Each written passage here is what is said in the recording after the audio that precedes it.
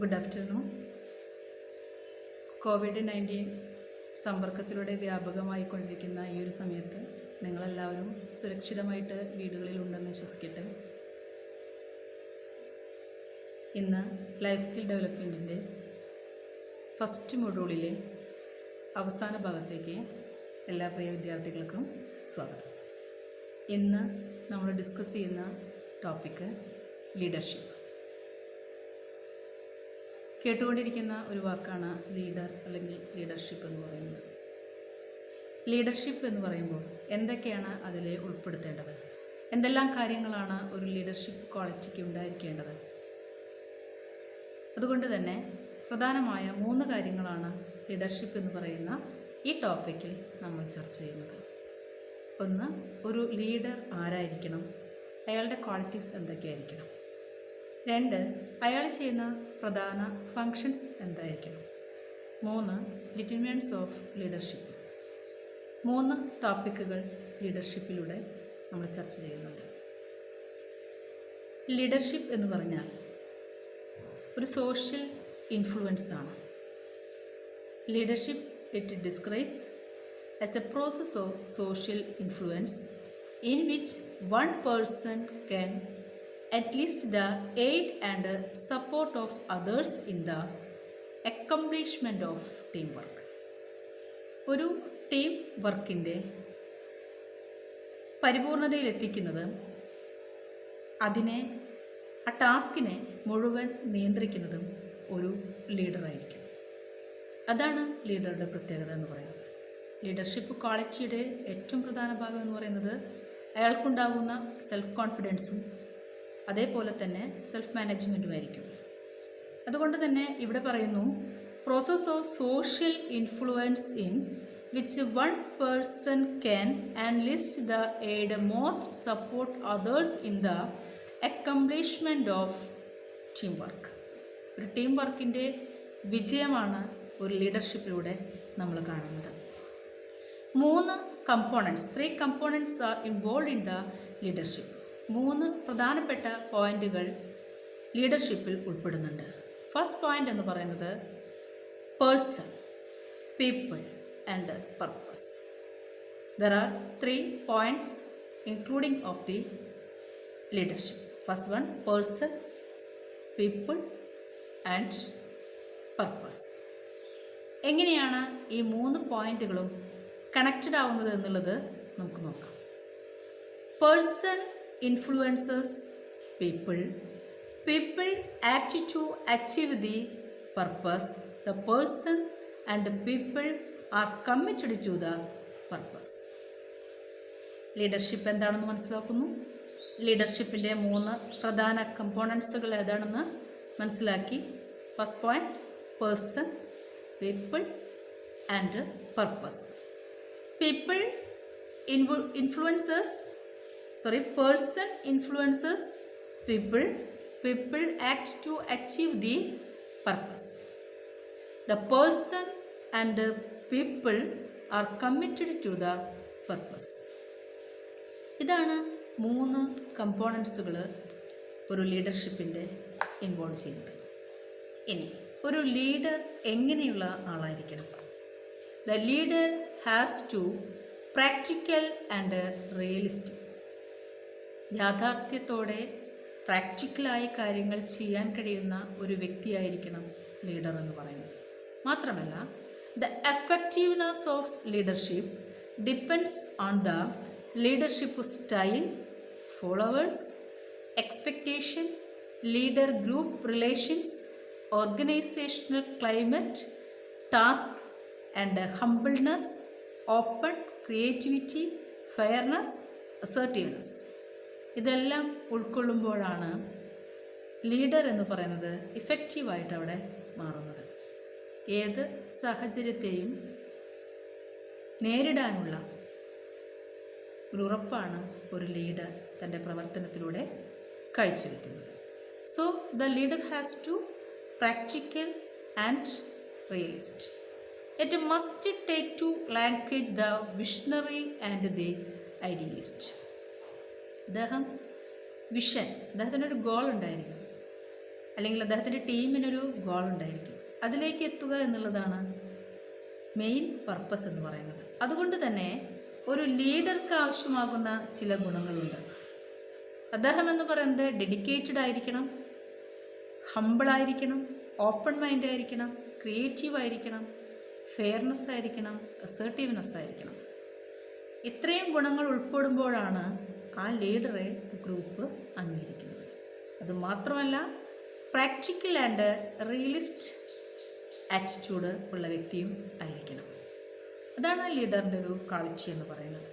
മാത്രമല്ല, ഇതിൽ പറയുന്നുണ്ട് ലീഡർഷിപ്പ് അല്ലെങ്കിൽ appears a simple and vibrant, describes a future position, show creditability in present സിറ്റുവേഷനിൽ കൃത്യമായി പ്രാക്ടിക്കലായ അല്ലെങ്കിൽ റിയലിസ്റ്റിക് ആയിട്ട് പ്രവർത്തിക്കാൻ സാധിക്കുന്ന ഒരു വ്യക്തി കൂടി ആണ് ലീഡർ എന്ന് പറയുന്നത്.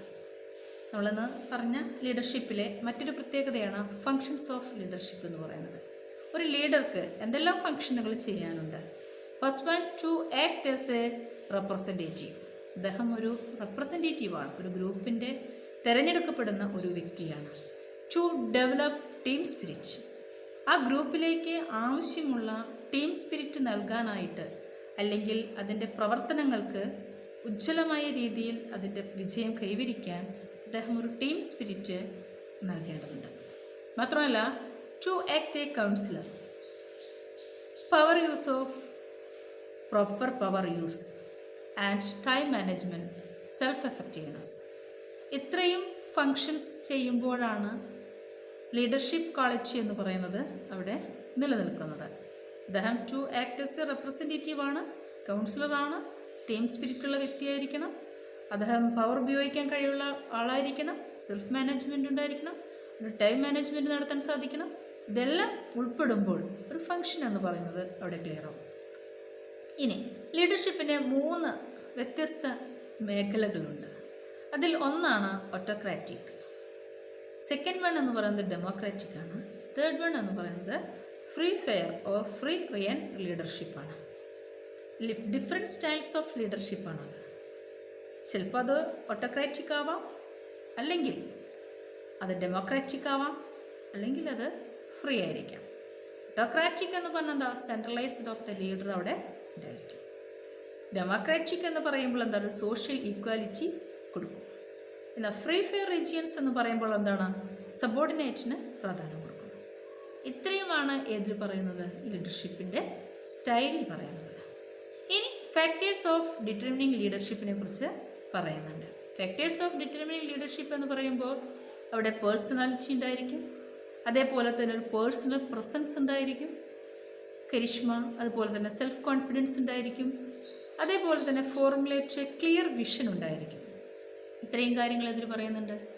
ഫാക്ടർ ഡിറ്റർമിനിങ് ലീഡർഷിപ്പിൽ പറയുന്നുണ്ട്. ലീഡർഷിപ്പിൻ്റെ ഏറ്റവും ഇമ്പോർട്ടൻ്റ് കാര്യങ്ങൾ പറഞ്ഞു. അദ്ദേഹം ഒരു പേഴ്സണാലിറ്റിയുള്ള വ്യക്തിയായിരിക്കണം, സെൽഫ് കോൺഫിഡൻസ് ഉണ്ടായിരിക്കണം, സെൽഫ് മാനേജ്മെൻറ്റ് ചെയ്യാൻ സാധിക്കണം, ഇഫക്റ്റീവ് ആയിരിക്കണം എന്നുള്ള കാര്യം. ഇത് തന്നെയാണ് ഫാക്ടർ ഡിറ്റർമിനിങ് ലീഡർഷിപ്പിലും പറയുന്നത്. അപ്പോൾ ഇന്ന് ലൈഫ് സ്കിൽ ഡെവലപ്മെൻറ്റിൻ്റെ 1ാമത്തെ മൊഡ്യൂളിലെ ഏറ്റവും അവസാനത്തെ ഭാഗമാണ് നമ്മൾ ഡിസ്കസ് ചെയ്യുന്നത്. നമ്മൾ 10 കമ്പോണൻസ് പഠിച്ചു.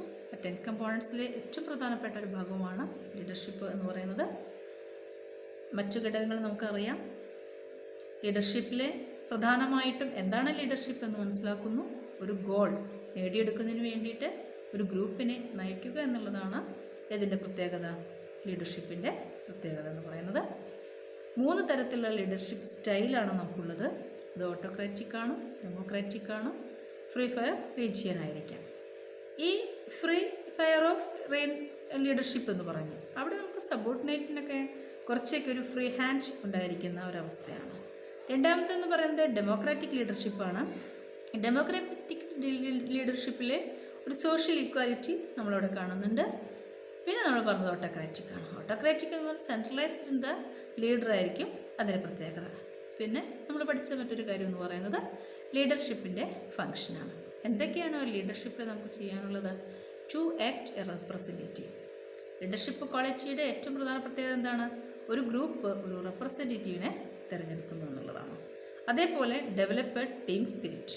ഒരു ടീം സ്പിരിറ്റ് അവിടെ ഡെവലപ്പ് ചെയ്യണം. എങ്കിലാണ് ആ പ്രവർത്തനങ്ങൾക്ക് ഒരു സ്മൂത്ത് കാണാനായിട്ട് സാധിക്കുകയുള്ളൂ.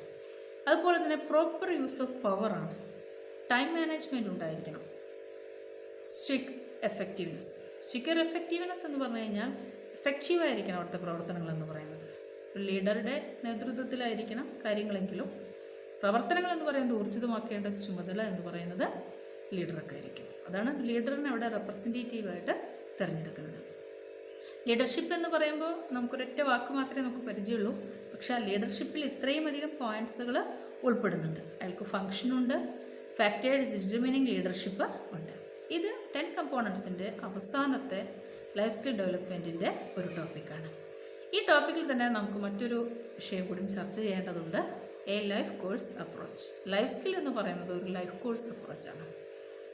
എന്തിനാണ് നമ്മൾ ലൈഫ് സ്കിൽ പഠിക്കുന്നത്? നമ്മുടെ ആറ്റിറ്റ്യൂഡുകൾ, നോളജ്, അതേപോലെ ആക്ച്വൽ എബിലിറ്റീസ്, ഇതിലൊക്കെ എന്തൊക്കെ മാറ്റങ്ങൾ വരുത്തണം എന്നതിനെക്കുറിച്ചാണ് നമ്മൾ ഈ ലൈഫ് സ്കിൽ ഡെവലപ്മെൻറ്റിലൂടെ മനസ്സിലാക്കുന്നത്. ചില സമയങ്ങളിൽ ഒരൊറ്റ വാക്ക് മാത്രമേ നമുക്കറിയുള്ളൂ, സെൽഫ് മാനേജ്മെൻറ്റ് അല്ലെങ്കിൽ ലീഡർഷിപ്പ്. ആ വാക്കുകളുടെ അർത്ഥങ്ങളോ അതിൻ്റെ ഉള്ളിലേക്ക് കടക്കുമ്പോൾ എന്തെല്ലാം കാര്യങ്ങൾ അവിടെ ശ്രദ്ധിക്കണമെന്നോ നമുക്കറിയില്ല. എന്നാൽ കൂടുതൽ ഡീറ്റെയിൽ ആയിട്ട് നമ്മുടെ ആറ്റിറ്റ്യൂഡിലും നമ്മുടെ നോളജിലും അതേപോലെ തന്നെ വാല്യൂസ് ഇൻ ടു ആക്ച്വൽ എബിലിറ്റീസിലും എന്തെല്ലാം മാറ്റങ്ങൾ വരുത്തണം എന്നതിനെ കുറിച്ചിട്ടാണ് എ ലൈഫ് കോഴ്സ് അപ്രോച്ചിലൂടെ ലൈഫ് സ്കിൽ നമ്മൾ മനസ്സിലാക്കുന്നത്. ഒരു ഡെവലപ്പ് സ്കിൽ അല്ലെങ്കിൽ ലൈഫ് സ്കിൽ ഡെവലപ്പ് സ്കിൽസ് സ്റ്റുഡൻസിൻ്റെ ഇടയിൽ എന്തെല്ലാം കാര്യങ്ങൾ ചെയ്യാൻ സാധിക്കും? നിങ്ങൾക്കിടയിൽ ചെയ്യാൻ സാധിക്കുന്ന ചില കാര്യങ്ങളുണ്ട്. ഒരു ഗ്രൂപ്പ് ഡിസ്കഷൻ, ഒരു ടോപ്പിക്ക് ക്ലാസ്സിൽ അവതരിപ്പിക്കുമ്പോൾ ഒരു ഗ്രൂപ്പ് ഡിസ്കഷൻ തരുമ്പോൾ അതിനെ നമുക്ക് GD എന്ന് പറയാം. നിങ്ങൾക്ക് പല വ്യത്യസ്തമായ ഒപ്പീനിയനുകളും രേഖപ്പെടുത്താനായിട്ട് സാധിക്കും. അതിന് കോർഡിനേറ്റ് ചെയ്ത് കൊണ്ടുപോകാനായിട്ട് നിങ്ങളിൽ തന്നെ ഒരു ലീഡർ ഉണ്ടായിരിക്കും. ആ ലീഡർ എന്ന് പറയുന്നത് ആക്റ്റീവായിരിക്കണം, ഒരു ഗ്രൂപ്പ് റെപ്രസെൻറ്റ് ചെയ്യുന്ന വ്യക്തിയായിരിക്കണം. അപ്പോൾ നമുക്കവിടെ ചെയ്യാൻ പറ്റുന്നത് ഒരു ഗ്രൂപ്പ് ഡിസ്കഷനാണ്. നമ്മുടെ ലൈഫ് സ്കിൽ ഡെവലപ്മെൻറ്റ് ഒരു ലൈഫ് കോഴ്സ് അപ്രോച്ച്മെൻ്റ് ആകുമ്പോൾ ഫസ്റ്റ് നമ്മൾ ചെയ്യേണ്ട സ്റ്റുഡൻസിൻ്റെ ഇടയിൽ നമുക്ക് ചെയ്യാനുള്ള കാര്യങ്ങളെക്കുറിച്ചാണ് പറയുന്നത്. ഒന്നാമത് പറയുന്നത് ഡിസ്കഷനാണ്, രണ്ടാമത്തെ ഒരു ബ്രെയിൻ സ്റ്റോമിംഗ് ആണ്, പിന്നെ ഡെമോൺസ്ട്രേഷനാണ്, റോൾ പ്ലേ നടത്താം, അതേപോലെ തന്നെ പ്രൊജക്റ്റുകൾ നിങ്ങൾക്ക് തയ്യാറാക്കാം, ഡിബേറ്റുകൾ നടത്താം, നല്ലൊരു സ്റ്റോറി ടെല്ലിംഗ് ഒരു ലൈഫ് സ്കിൽ ഡെവലപ്മെൻറ്റിലൂടെ നടത്താം, കേസ് സ്റ്റഡി നടത്താം, ഡിസിഷൻ മാപ്പിംഗ് നടത്താം. മാത്രമല്ല ഓഡിയോ ആൻഡ് വിഷ്വൽ എയ്ഡ്സുകൾ നിങ്ങൾക്ക് ഉപയോഗപ്പെടുത്താം. അപ്പോൾ ടോപ്പിക്കുകൾ തന്നു കഴിഞ്ഞാൽ അതിൻ്റെ പ്രൊജക്റ്റ്, അസൈൻമെൻറ്റ് വർക്കുകൾ ഇതൊക്കെ നമുക്ക് നടപ്പിലാക്കാൻ സാധിക്കുന്നത് ഏതിലൂടെയാണ്? നല്ലൊരു ഡിസ്കഷനിലൂടെയാണ്. അപ്പോൾ life skills life course approach എന്ന് പറയുമ്പോൾ നമ്മളവിടെ ഉൾപ്പെടുത്തേണ്ട ചില കാര്യങ്ങൾ എന്ന് പറയുന്നത് training prevent the person from raising daily conflicts, pressure and anti social elements in life. നമുക്കറിയാം ആൻറ്റി സോഷ്യൽ എലമെൻറ്റ്സുകൾ ഇല്ലാതെയാക്കാൻ, നമ്മുടെ ആറ്റിറ്റ്യൂഡുകളെ മാറ്റാൻ, നമ്മുടെ നോളജ് വർദ്ധിപ്പിക്കാൻ, values in actual abilities develop ചെയ്തെടുക്കാൻ നമുക്ക് ഏതുകൊണ്ട് സാധിക്കുന്നു? നമ്മുടെ ലൈഫ് സ്കിൽസ് കൊണ്ട് സാധിക്കുന്നു. അതുകൊണ്ട് തന്നെ the life skill training should involve the process of participatory learning, use the components of life, participatory learning, feedback and reflections. നമ്മൾ ഇത്രയും കാര്യങ്ങൾ 10 കമ്പോണൻറ്റ്സ് ഒക്കെ പഠിച്ച് മനസ്സിലാക്കുമ്പോൾ നമുക്ക് തന്നെ നമ്മുടെ ലൈഫിൽ ചില മാറ്റങ്ങളൊക്കെ വരുത്താനായിട്ട് സാധിക്കും. അതായത് നമ്മുടെ സ്ട്രെങ്ത് ആൻഡ് വീക്ക്നെസ് ഇതൊക്കെ തിരിച്ച് അറിയുക. ആ സ്ട്രെങ്ത്തും വീക്ക്നെസ്സൊക്കെ തിരിച്ച് അറിഞ്ഞു കഴിഞ്ഞാൽ തന്നെ നമ്മുടെ എബിലിറ്റികൾ എന്താണെന്നും ഡിസബിലിറ്റി എന്താണെന്നുള്ളതും മനസ്സിലാക്കി കഴിഞ്ഞാൽ നമുക്ക് എന്ത് ചെയ്യാൻ സാധിക്കും? അതിനെ ഓവർകം ചെയ്ത് മുന്നോട്ട് പോകാനായിട്ട് സാധിക്കും.